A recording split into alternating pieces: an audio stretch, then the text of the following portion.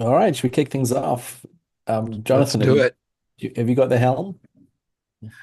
I think I have the helm. I'm going to let you click. Hey, everyone, my name's Jonathan Knowles, and golly, I've been a part of this thing since we started a long time ago, and we are very happy to see all of you here today to talk a little bit about the research opportunities in 2025 for the FDL Earth Systems Lab, excuse me, uh, Phi Lab through ESA.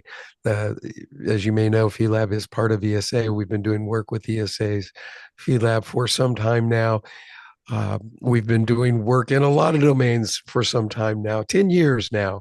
And this is your opportunity to learn about what it means to be a part of this FDL network, this community of researchers, people who have expertise in AI and data science, as well as in the specific domains that we focus our research on. Today's meant to be for you. We are going to talk about the kinds of things that you want to be involved in and hope that they align with what we are planning to work on. As a matter of fact, this year's research theme is AI for climate extremes. We've been seeing a lot of this in the news lately. So, there's lots of work to be done. And I suspect that the reason you're here is because you believe that there is work that can be done that will have significant positive impact on so many people around the world. We tend to Jonathan, spend, yeah, can I just jump in here? jump in, Um, James. yeah, yeah. And thanks so much for kicking us off. And again, welcome everyone for joining. My name's James Parr. I'm the founder of FDL, and I just wanted to sort of perhaps explain one of the reasons why we're having these meetings is for you to sort of just get a sense of what we're thinking about this year. And this is kind of something that we're shaping. Normally, we have we explain what our research focus is going to be a little later in the year, but this year we're sort of opening it up so you can be involved in the process. And what happens is essentially we have to sort of squint at kind of what's happening in the world of AI, get a sense of what's exciting and potentially, what the sort of, if a bow shock is, what the frontier is looking like. But also, of course, we're about applied AI. So we're very much about finding problems that matter. And really, the idea is we sort of kludge these things together to find challenges that are worthwhile investigating. And in this call, we have a few of our faculty members, and they're going to talk in more depth about what we're going to look at potentially. But I just wanted to point out, and that's one of the reasons I jumped in, Jonathan, is that we're Nope. still shaping it. It's still something that's sort of emerging from the mist. And so there's a tornado in this picture, but it might. But we have had high level sort of guidance from ESA that they are interested in sort of climatic extremes, and that might be absolutely something that we look at this year. Um, yeah, should we jump Let's into the finish plan? the introduction. So, my Yeah, name's yeah. Jonathan. As I said before, I'm one of the directors of FDL and our programs, and have been here since the beginning with my very good friend and colleague who just introduced himself, and that would be James Parr, the founder of FDL. And it's been quite a journey, hasn't it? And by the way, you mentioned that we have some of our faculty here today, and I don't know about you, but I always look forward to hearing from them because they've been with us on the journey. They've participated in the research. You are going to hear a little bit about what we're doing from them, but let's stick with the introductions for just a minute. Who else do we have from the team on the call here today that we want to introduce, James? Well, what I might do is get everyone Get right into the to faculty. Yeah, well, what we might Yeah. do is we'll also, if you're joining for the first time, just introduce yourself in the chat. Normally we say, who are you, where do you research, but also what's your favorite sci-fi? And sometimes there's a debate about whether you're a Trekkie or a Star Trek, and we won't get into something as unseemly as that right now, although we know Jonathan's answer. There's Um, only one answer, by the way. It's an yeah. instant way to get booted from the Zoom call. And the Um, answer is not wars or dances with. I'll leave it at that. Right. But the other thing we could do, and again, if we have time, we don't, but is use menti.com. And Lauren, is this code working? The 4461, Lauren's she's saying yes. So what we might do is we'll if you put your favorite sci-fi in the chat, then we'll have a poll at the end and just a bit of fun. So yeah, if you want to do that, that would be great.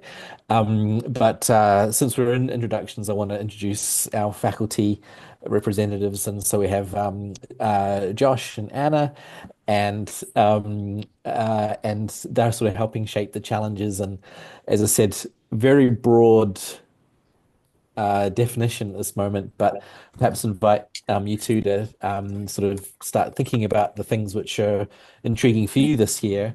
And perhaps if I could invite you to frame it from two perspectives, one from a sort of subject expert area or sort of domain area, but also from a machine learning angle, and then we can sort of look at the challenges from both ways. So perhaps I'll Anna, do you want to jump in first?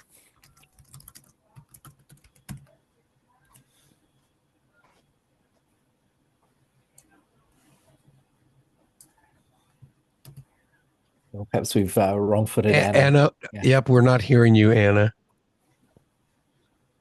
Yeah. So, wait, let me make sure I'm not yet, Anna. How about Josh? Do you want to jump in just while we're waiting for Anna to get Sure, thanks, going? James. Yes, my name's Josh. I was a participant in 2019 in Europe, and I rejoined as faculty in 23. And this year I'm working as a research lead to kind of help define how the summer's challenges will go in the kind of areas that we're looking to explore. So I think we're really looking to kind of build on a lot of the existing groundbreaking research that FDL and ESL has done. So particularly around things like how do we better use foundation models for Earth observation? How do we look at deploying models in space, which we've already done, but we want to do better. And I guess my research background with the program is mostly flood or disaster response. And so there's a very nice kind of, we've done some very interesting work on how we can use these, state-of-the-art models to respond to natural disasters and climate risk, basically. So there's a very good humanitarian use case for the work that we do. But we're also kind of pushing the boundaries of machine learning in the space sector. Excellent. And Josh, did you want to talk a little bit about embeddings and what we've been thinking about from that perspective? Yeah, so I think I'd encourage everyone to have a look on our website and see the work that we've done in previous years about building things like foundation models for SAR, for rapid synthetic aperture radar, or for general Earth observation. And so we're interested in seeing how we can basically better use embeddings from these models to solve complex tasks for Earth observation. So how do we combine the results from different models? How do we integrate things like high frequency and low frequency data, where you have, for example, embeddings from Sentinel, from optical imagery? How do you combine that with streaming information from other satellites? Yeah, so I think we're kind of moving to a world where we have a lot more sort of multimodal models and multitask models, and we're really excited to see kind of where we can take this. Awesome. Anna, have you got your microphone working yet? Can you hear me now? Yay. Yes. Okay, awesome. Thank you. Sorry about that. Hi, my name is Anna. I'm a research fellow at the European Space Agency. I'm based in the Climate Office, which is located at the ESA site in Harwell in the UK. And I have been part of the FDL since 2019. So I first joined as a researcher on the heliophysics project and then helped lead some of the heliophysics and most recently the Earth observation projects as part of FDL Europe. And I guess from the ESA perspective, as part of FDL Europe, we worked on a project last year where we used machine learning for 3D cloud reconstruction from 2D satellite imagery. And that was very much motivated with new missions that are being launched, and specifically last year, EarthCare, which is a new satellite that looks at aerosol cloud interactions and helps us probe vertical profiles in the atmosphere. So sort of I guess there's a lot of interest to build on missions that have been launched and missions that are coming up. And of course, building on what Josh has said, we're very interested in sort of self-supervised learning to help us make sense of the vast amounts of satellite data that we have access to, potentially looking at extreme events and sort of aerosol cloud interactions, pollution, etc. So there's still a lot of potential to scope, the focus of what this climate project would be about this year. So yeah, very happy to meet you all. Awesome. Thanks both. So what I might do, Jonathan, if it's okay, I'm just going to do a quick, Please. like a satellite picture view of what's happening with ESLs here. And Well, that's appropriate considering Earth observation is such a big deal these days. yeah, and then we can dive more into the sort of this emerging research areas. But if you don't know us, we are very much inspired by our, if you like, patron saint, Carl Sagan. And I love this picture from the Mars Express, a really unique view of the Earth-Moon system. You don't really see this shot very often, but again, just building on a theme of the pale blue dot and the, you know, um, immenseness of space and how fragile our planet is, and the message from Sagan that there's only one Earth, and so we must do everything in our power to protect it. And we believe that the synthesis of space data and AI is a phenomenal amplifier for answering this call. And so we aspire to make intelligent systems for all humankind.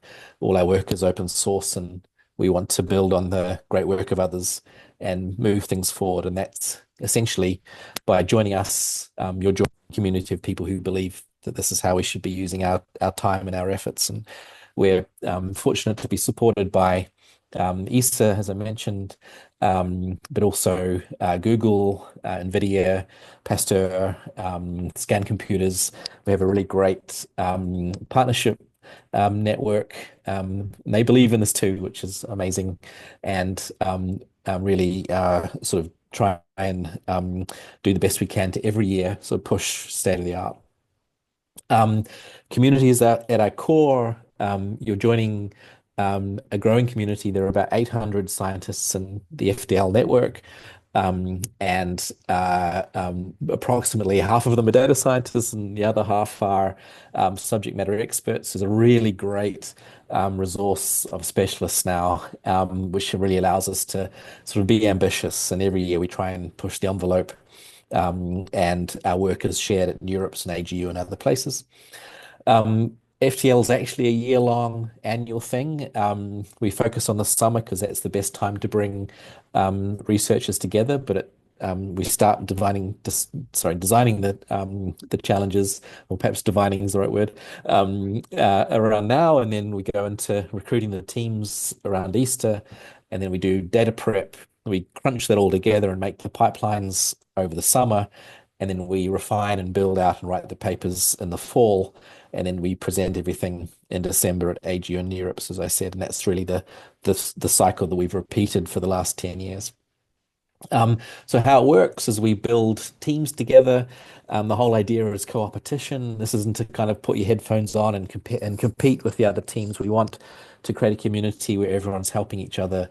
There's a sort of mixture of people who know about the data science and people who know about the problem domain, and then we support that with a faculty who sort of can help troubleshoot and pull in experts as required.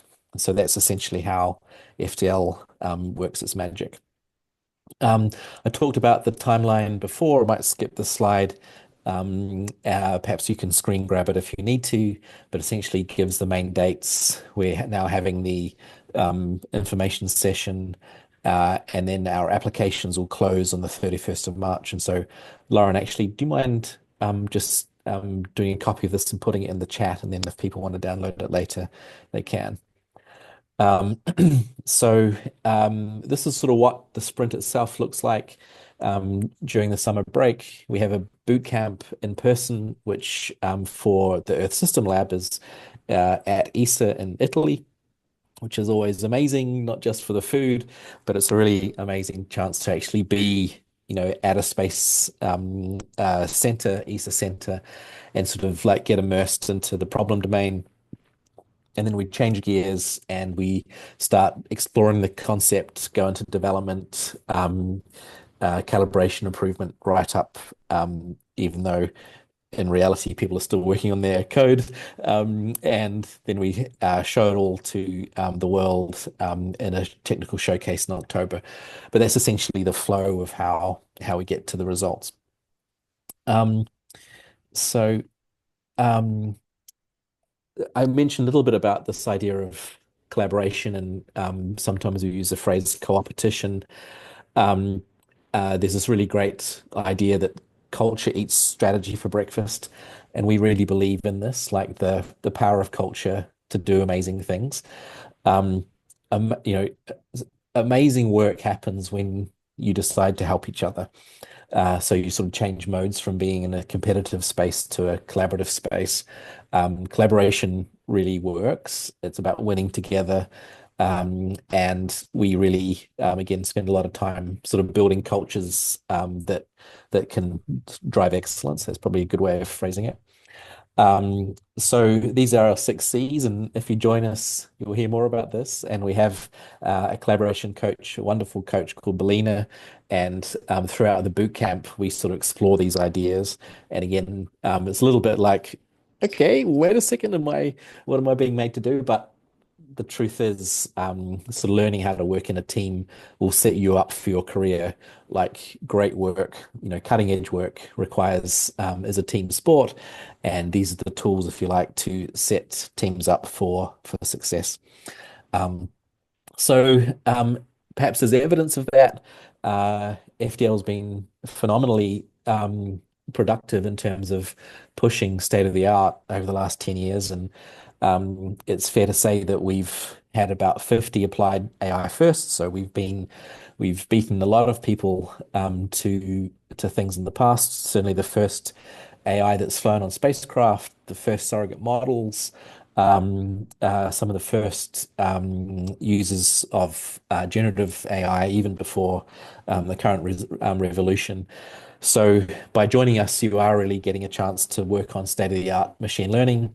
I think it's fair to say, and again, apologies if someone knows differently, but the work we did last year in using instrument-to-instrument translation, data fusion, but also continual learning.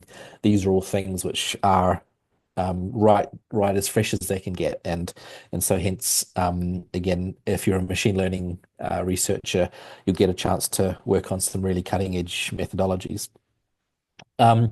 So that's the sales pitch done, and apologies, it was a bit of a whistle-stop tour, but perhaps we could change again and go back to sort of discussing the sort of ideas we'd like to explore this year, and again, perhaps turn it to Josh and Anna.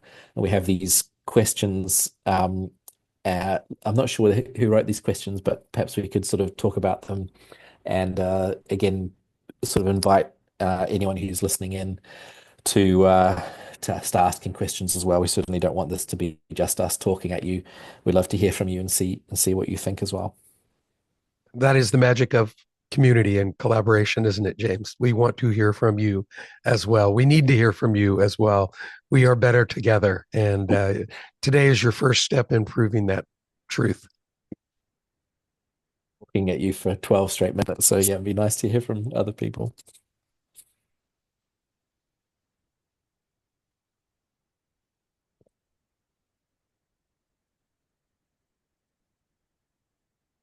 Well, perhaps this one here, I've been fascinated by the cry wolf problem. We got a lot of these extreme weather reports this winter. And in fact, there was one weekend where the phone went off like about 4 times. And by the time we got the fourth one, everyone was rolling their eyes and groaning. And I think this is what this one's referring to, the problem with automated alerts, which are essentially inuring people to an actual problem, especially if the first few aren't genuine. So you could call this the cry wolf syndrome, and it'd be quite nice to hear about this and what people think. How can AI improve severe weather alerts while maintaining interpretability and reducing cry wolf effects? So I don't know if that sparks anything for anyone.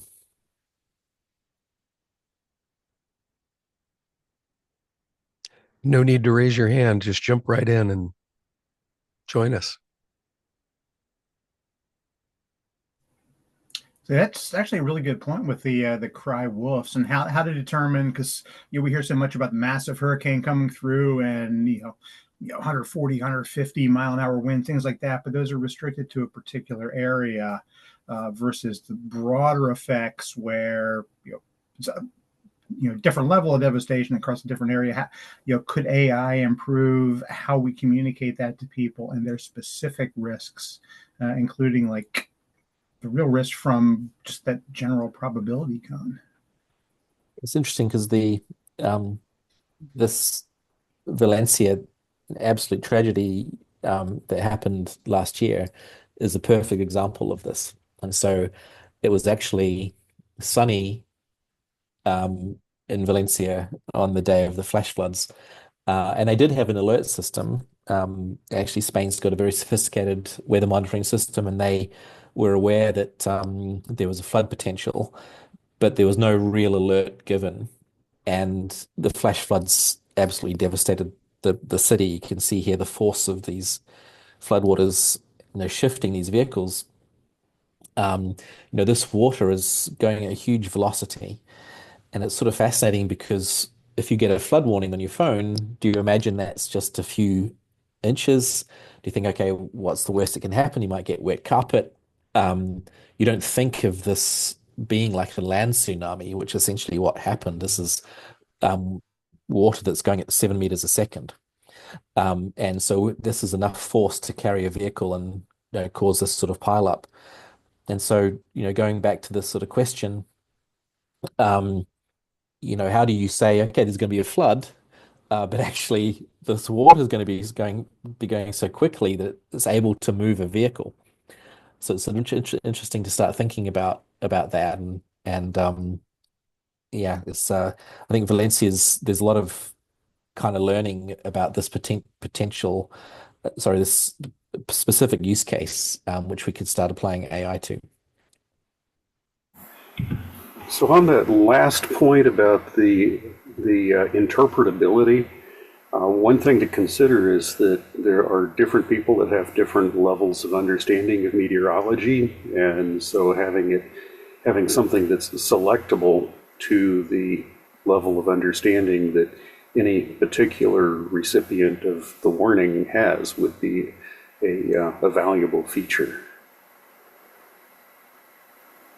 Yeah, it's interesting, isn't it? Also, when alerts are they're given as kind of icons, or you can't really interpret that. Like, there's no icon for a house being destroyed, is there? Like, they're quite binary. So, and even in the words here in the U.S., the National Weather Service uses the phrases warnings and advisories, and 99% of the people I speak with have no idea what the difference between those two mean even. So that's a very good point, David. Thank you. Yeah, and I do some work with the emergency services, emergency communication, and so forth down in the Houston area. Been involved in a number of the hurricanes we've had there, but also as a pilot and having had some meteorology training and experience. I see the difference between what can be found in, say, the forecast weather discussion put out on the NOAA Center site versus what comes out in some of the different media, and even how the Weather Service Office summarizes the information. So yeah, I mean, there's the information is pretty much there. It's just how do you get it in the right format or an effective format for the specific audience, which has the variability of it between, say, the emergency management community, which they monitor the weather reports or forecasts as well, and have a different level of understanding than the general public and so forth. So, yeah, something that could address that would be I think, a real value add for AI. Thank you. Yeah, so I think there's the communications side of it, and we've done things in the past where we've sort of visualized, we use GANs to kind of do a satellite image from the future where we're informing the GAN with the slosh model, and so it's an actual physical image of actually what's going to happen. But it's interesting because there's still that kind of like, well, this is generated. How can I trust this? And we're now in this age where if we have an agentic system, potentially the system could go, wait a second, I don't have enough information to provide this accurately. And so, for example, in that Valencia scenario, like how would you, if the system knew it couldn't assess velocity, could it then ask for that data somehow? I don't know what the answer would be, like the photo that shows a picture of a car going down the stream, and perhaps it can be determined from the video, or perhaps there's a LiDAR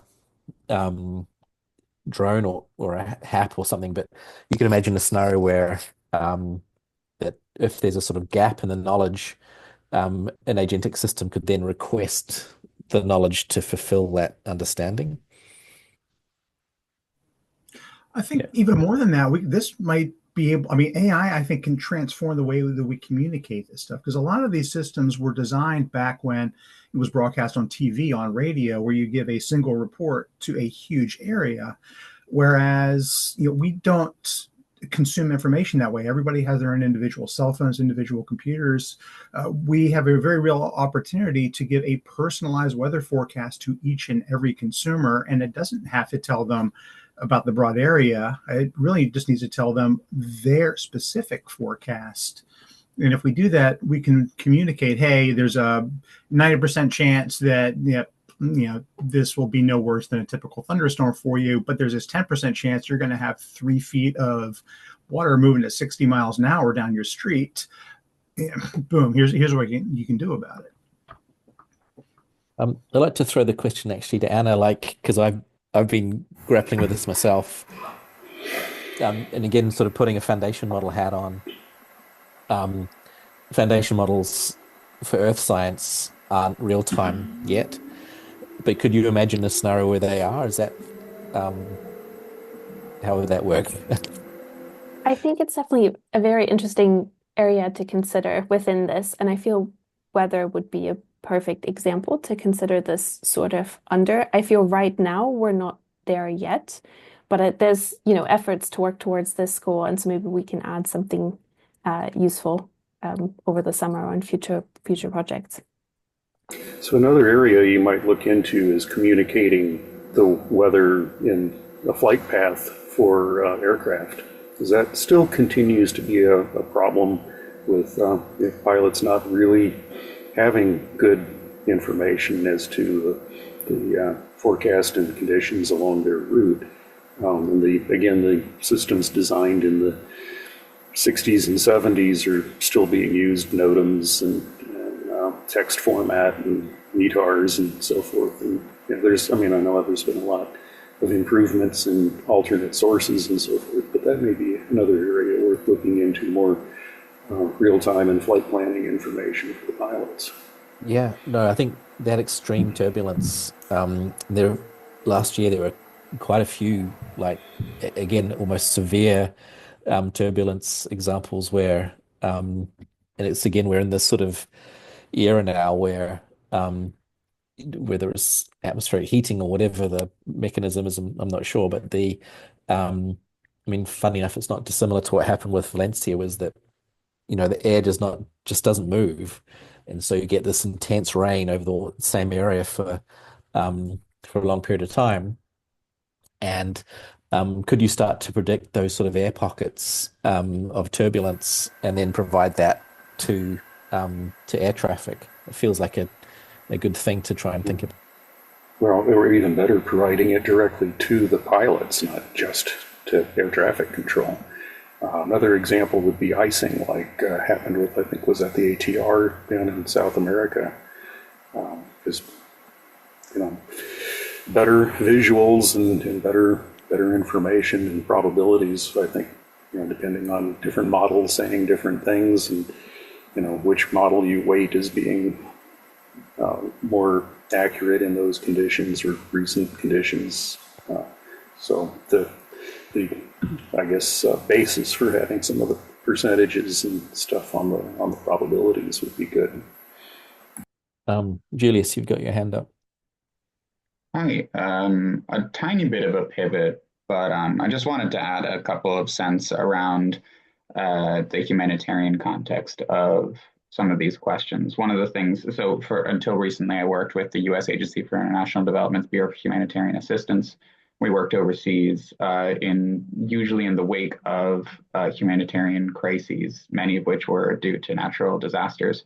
And one of the things that we consistently found was that a lot of the probabilistic models that help us identify these long tail events due to climate extremes are much harder to parameterize using the low information contexts of many developing nations, and that Earth observation can only take us so far. I think one of the things that AI could really help us with is figuring out which parameters need to be added to the Earth observation data to make those probabilistic determinations more secure. And I think that has a lot of bearing on this cry-wolf effect, especially because with communities in developing nations that are more susceptible to damages from natural disasters, a cry-wolf effect is particularly negative in that if you have a higher percentage of people who are likely to get hurt worse by ignoring a repeated false flag, you really need to understand what data you need to fund to add to Earth observation to make those predictions more reliable. So just wanted to add that as something that we had been considering and talking quite a bit about, but that would be very relevant to explore as part of this question. And reliable and trusted, right, Julius? Yes, absolutely. Excellent. Any other thoughts or reflections? Yeah, I think adding the term explainable in that last list too.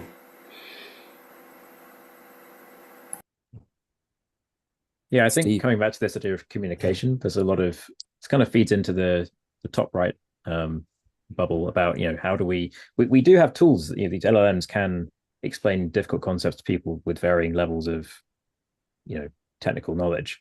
And I think we still have this problem of hallucination and making sure these models actually produce trusted outputs. There is a nice question there of, you can feed these models some complicated data and say, explain this for me. And it can do that sometimes, but how do we get it to work all the time or with some, degree of trust that people can actually use it for operational purposes? Excellent. Steve, you've just added something to the chat. Do you want to talk about it? Oh, sure. Yeah, just don't want to go too far off on the weather since we have so many other applications. But yeah, I have an app on my phone. I can pull it up. It'll tell me like to the minute when it's going to start raining, and in many cases, it's uncannily accurate. I literally rely on it all the time to tell me if it's going to rain or not near term. But it's terrible for telling me if it's going to rain tomorrow morning. I use other systems that give a little graphical probability instead. There's some gaps there, I think, for the general public because they're not going to understand the graphs was do there. But the other thing is that none of these apps right now that I'm aware of for the consumer integrate. So that it doesn't talk to Waze or Google Maps to tell me, is it going to rain on the way home? It just tells me, is it going to rain where I am now? But I don't care about that. I care about that, but like I drive a convertible. Can I drive home today with the top down or am I going to get wet? And there's opportunities for AIs to just give us those instant answers that we're not really taking advantage of yet. Yeah, one thing on being able to tell if there's rain in the vicinity, a lot of times the radar, you can see that, but also sometimes the radar shows virga, which is doesn't make it to the Earth's surface. We have snow or rain shown on the radar, but it really doesn't make it all the way down. Yeah, I mean, I can overlay traffic with weather radar and all. Like, you make some inferments from there, risk-based decisions. But oftentimes I don't want to do that because I don't think about it until I hop in my car and want to drive, and I don't want to be looking at my phone trying to do that complex sort of analysis while I'm driving. I just want to know up or down. Or, I mean, that's just one example, but I mean, everything. How's your day planning? Is it going to rain at the picnic tomorrow? And of course, for longer-term events for severe weather. Again, I didn't want to belabor the point with just the weather forecasting. Yeah. There's other applications. No, I think it's for me, and again, I'd love to get Anna's take on this because she's really led so much of our foundation model work. I still don't know whether the intelligence to do this is in a bunch of agents or in one big foundation model that knows everything. But Anna, I wonder if, not to put you on the spot, I'd love to, if there are any other thoughts you have about this year and things that you'd like to explore, it'd be nice to hear from you. Yeah, definitely. I think there's still so many interesting avenues that we can take with foundation models. I mean, one of the points or a couple of points that have been brought up in these questions as well, is this idea of combining different data sources. And I think for all of the applications that we've been talking about now, the more data we can combine to make predictions, the better it is. But I don't think we have I don't think there's any clear answer yet on how to best do that in, a general machine learning context, but also in the context of foundation models, and how we can combine embeddings from different data sources. What if they're spatially and temporally very different? What if we get new satellites that don't cover the same, that now have, much higher sensor characteristics, different sensor characteristics and much higher sensitivity than before? How can we combine all of this stuff in an embedding space to make the best predictions based on the data that we had and the patterns that we've been able to learn and what we're getting in the future? And I think a lot of these questions would be really interesting to explore further this year. Excellent. Thanks so much. Yeah. So keep in mind, being able to try to integrate information like the PIREPs, the pilot reports, the real-time reports pilots have. There's home amateur ground-based stations. There's probably opportunity to have data from vehicles on the road to do have your ground truth integrating in with the space sensor data and so forth too. So those are all, I think, areas that would be worth exploring. So this is a bit of a curveball, but as we're talking about aircraft, I was wondering whether, again, in the era of edge learning and edge inference, could we start analyzing the audio quality of radio between aircraft to start understanding the weather that's between aircraft? Like, is this something that someone's tried? Is it possible to understand interference and how that interference might be caused by weather in between aircraft? Yeah, actually, NASA Langley, we had a project last year trying to use AI looking at satellite data coming off of like the Starlink constellation from air to ground, and then using that to analyze to kind of get that extra information about what the atmosphere looks like. I'm not sure the latest greatest on that, if that was funded and completed or if it was just proposed, but there's a lot of great ideas out there, and man, there's a lot of great ideas out there. There are several papers on that exact subject because, as you know, water attenuates radio waves, and you can measure the minute differences between transmitters and receivers as it passes through the atmosphere. There are several really good papers on this that are available, and I'm aware of at least one major corporation who is exploring this specifically around weather prediction, is taking that data and being able to do that with Starlink, but with all the other different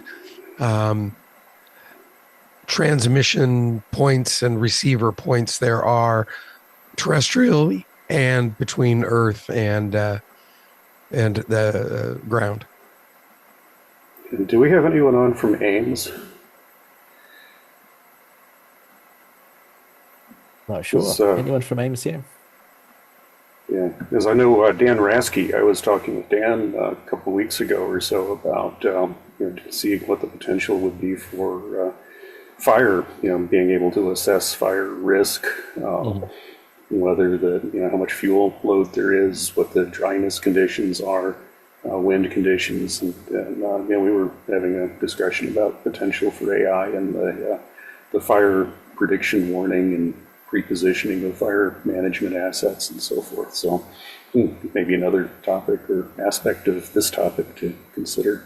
It's good to see Dan still noodling away. It's awesome. One of the things which we so you see lightning on the image here, and so a couple of years ago we did some work looking at the GLM, the Global Lightning Mapper on GOES, which is a fantastic instrument. And there's an interesting phenomenon called the jump signature, which describes this increase in lightning flash rate just before extreme intense weather changes like tornadoes or hail. And what's sort of interesting is that this is from geostationary. There's a 15-minute or so time to ground. And so it's it's a really nice example of a real-time data source from space. And so we were thinking, well, is this something if we could pull embeddings out of the GLM, could this be some sort of queryable data source that, for example, if there was some sort of agentic system that was saying, oh, okay, there's a weather system forming, but I'm not sure if there's a tornado or not, but it could access this live embeddings from the GLM, or perhaps it doesn't even need to be embeddings, just, and then we can sort of start to provide or build up a better tornado or hail warning system. But that would also be useful for fire ignition, because of course lightning also starts wildfires. And so I think there's something about the ability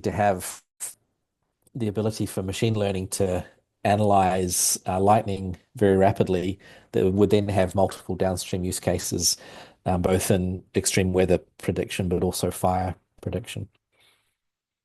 But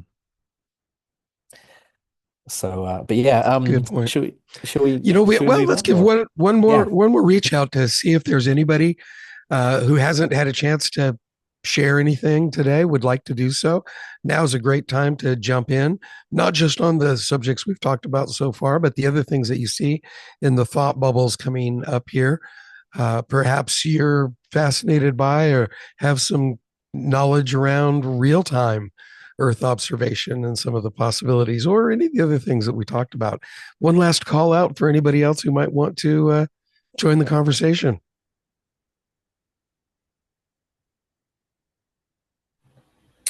Is there an opportunity for AI to reduce the volume of data going into some of the weather forecasting centers, especially as we get to just more and more volumes of data used for the forecasting? Yeah, I'll give that one to Josh and Anna, but I feel my head going yes. One would hope. Josh and Anna, Anna, you can take that one. I think you're the cloud person. Sorry, can you repeat your question? So I was wondering if there is more opportunity to use AI to reduce the volume of data required for a lot of the weather forecasting. I was working with U.S. Navy's weather forecasting. I just remember all the data pipelines and the volume of information coming in. That makes it really difficult to scale up to other applications that want to get that sort of information as well.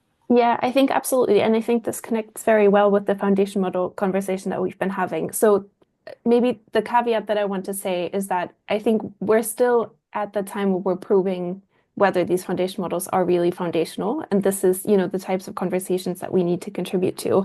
But one idea with these foundation models and self-supervised pre-training is that there's different strategies that you can learn from shared information, with the idea of identifying, what shared information you have in different modalities that you can then also operate when some of them are missing, by understanding how they relate to each other. So I think that could relate very well to the point that you've brought up here. And yeah.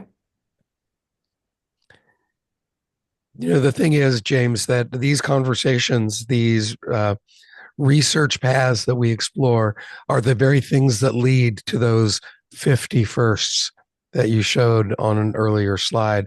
These are the kinds of things that lead to, just for a little bragging here for FDL and our researchers, NeurIPS. I think we are the only organization to have received 2 best paper awards at NeurIPS, and that started out in the climate change AI, yes, in climate change, and that started out in these kinds of conversations with people, these thoughts, and people like Anna and people like Josh, who've taken them to that point, or to that one of the 51st points. So real meaningful work is the other side of so much of what we do in the FDL network. Yeah, thanks, Jonathan. Always looking for a smooth segue. So we have a new website. We used to be FTL Europe. That still works, but we have a new URL, which is eslab.ai. You'll be able to see all our work in earth science, but also access the rest of FTL's research from that portal as well. This is our technical results from 24, which I think is finished. I'm hoping it's going to be online soon. We're really proud of this work. The 4 projects are an early warning system for solar eruptions, which is called HelioWatch. We have Anna's and team's amazing work in using ITI, which is a multi-sensor methodology for imaging 3D clouds for better cloud albedo. SAR-FM, looking at a tool called Maestro, which has the ability to assess different foundation model embeddings for the right use case. Again, a window in the future, and then 3D SAR for assessing biomass, but also characterization of biomass, which is also amazing to see. So please do look at this document. So it's got a lot of our you can dive right into the work. Also on the website, there's a coverage of sort of why FDL, why apply, what's in it for our researchers, and deadlines and FAQs and those sorts of things. So I think perhaps as we sort of wrap up, and hopefully you're sort of getting the sense of this now. We really like to sort of build. Sometimes use the analogy of the mouse and the milk making the cream. If you know that one, we're trying to create this sort of body of capability. It's not just one data set, one pipeline, one result. We're trying to make a sort of AI architecture. And again, this is stuff that you'll be hearing more about if you decide to join us this year. We mentioned a few sort of I guess wins we've had in the past. For the first organization to train AI in space, also the first to do sort of segmentation. Someone beat us to yes, no, but certainly the first segmentation in orbit, the first migration of an AI between instruments. Now that's all well and good, but this was 24 months ago. So I'm getting this creeping anxiety that we haven't done much on board for a while. And so I'm really hoping that this year we have an excuse to do some more machine learning on board so we can stay in the game. So with that, perhaps we'll wrap it up, and just to say thanks so much to everybody for the amazing discussion as ever, and hoping that we'll see you later on as the year unfolds. But yeah, love to hear have any more questions that people might have. I do have another quick question. Yeah. That last slide kind of point. One of my colleagues at local Department of Transportation was interested in using satellite imagery to help solve problems like, was a bridge moved by a flood? And I know we have SAR coming online and a lot of these advanced capabilities, but are there products available, or I guess can AI help generate those things, help like just look across vast areas and tell us, oh, there is an area of risk, and help flag that rather than having to have people go out and actively look? Because it seems like that would be a very useful product to have just in general. Yeah, we've done unsupervised change detection from orbit, and I think it's just a matter of resolution. But you can certainly have like the ability for the AI to say, "Hey, wait a second, that wasn't there last time I came past," and and that could be interesting for tip and cue as well. So you could say you have one instrument which is basically just doing that task of determining whether there's been change or not, and then you could have a queue where there's a high res follow up, potentially with SAR, where there's obviously limited energy budget for the orbit, and so you can imagine that would be quite useful because then the SAR is only imaging the bit that's changed. So I think it's all that feels like it's possible now. Yeah. And resolution is rapidly becoming easier and more accessible. You just saw a few weeks ago, ArcEdge, the Japanese private space company, released their 3-meter resolution images from their CubeSat that they launched. That's smaller than a carry-on suitcase. Yeah, or super res, right? So Yep. again, you Yep. could decide to super res something based on that change detection. Yeah. Other questions? This is a great time to ask them while you have us all here. Just wondering if there's any updates to the Earth systems predictability effort. Oh, good one. Yes. Near and I think dear. you know what? I'm so yeah, it's nice to be prodded, so thanks for that. But again, for everyone who's isn't aware, we did about 18 months ago, was it 18 months ago? We did a big investigation in terms of using the full emerging AI Earth observation toolbox to see if we could conceive of a nervous system for planet Earth. And so the idea was we'll let OpenAI and Google and others build the brain, but of course, living systems require a nervous system. And so, what would a nervous system look like for the planet? And that work is available. In fact, we could probably put it into the chat here if you want to read it. I have it going in now. Thanks so much. There it is. Yeah. And we call this Earth system predictability. And it's interesting because a lot of the things we've talked about today are kind of the descendants of that thinking, the sort of like balancing act between using foundation models, or are we looking at decision intelligence, which is using agentic systems? Are we doing large scale twinning or digital replicas? Is it some sort of blend of that where we have a digital replica for a short period of time, and then that replica gets replaced by live data as that live data comes in? There's all sorts of really interesting sort of things about the sort of emerging toolbox and how we can use that to better manage the planet. And realize it's not a perfect answer to your question, David, but the answer is we've taken a lot of that sort of strategic thinking, we've started applying that to our to-do list, and so that's probably the best answer.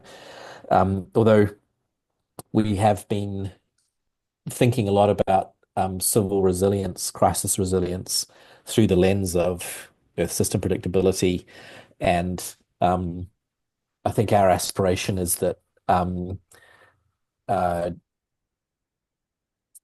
people realize that civil resilience is as important as any other um, uh, responsibility that a government might have, put it in those terms. That as we go to a much hotter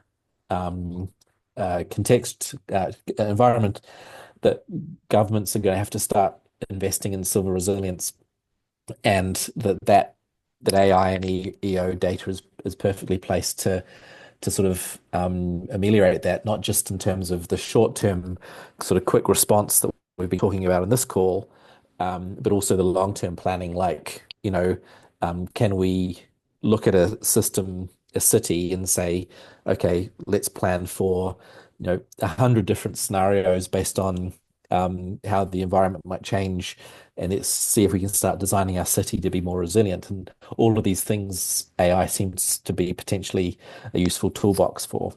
So again, very long answer to a simple question. So Well, and then it's a great prompt, because I do believe that everyone here would benefit from looking at the ESP report in the link that's in chat to get a feel for the kind of output that we do with this community of people. It's a very good example of a lot of people within the community coming together to output this content. Yeah, I appreciate the answer on that, and still enthusiastic about its prospects from when you presented it before. So yeah, thank you. So have a hand up, A Bush. Have you got a question? Yes. If you could repeat the name of the organization, I think you said ArcEdge. ArcEdge, ARKEDGE. It's a private Japanese space company. Okay, awesome. I knew the way I was spelling it was going to be ARCH. So I wanted to ARK. make sure. Yes. Yes. And also you guys mentioned, I want to know if your systems are helpful in determining smart cities and helping to build smart cities. I think the answer is yes, but I'm conscious of that could be a whole nother time. And having spent 15 years at Autodesk, where my team was the advanced research and development and applied innovation team, and having worked on that domain a lot, I think that James is right. The answer is yes. It's not something we have very specifically applied our research to, but I could see how people taking our learnings could do something amazing with it. Thank you. Emiliano, you have your hand up. Yeah, it's a little bit related to what was just mentioned. Like, I was wondering if the Earth System Lab is looking to look at the anthroposphere, like how Earth observation connects with the anthroposphere. So looking at impacts in migration, in how, if we think about the Valencia example, how information is used or spreads across social networks. Yeah, basically the anthroposphere connections to the. Yeah, I love it as a question, and again, I love to hear from other people. But I've been fascinated by this concept that unsupervised learning can start to learn physics from looking at video. But these are physical concepts, but why couldn't it learn social concepts? And so I guess the question is there a future where there's a project which is deliberately looking at sort of anthropic evolution and allowing the system to start understanding anthropic concepts just through observation.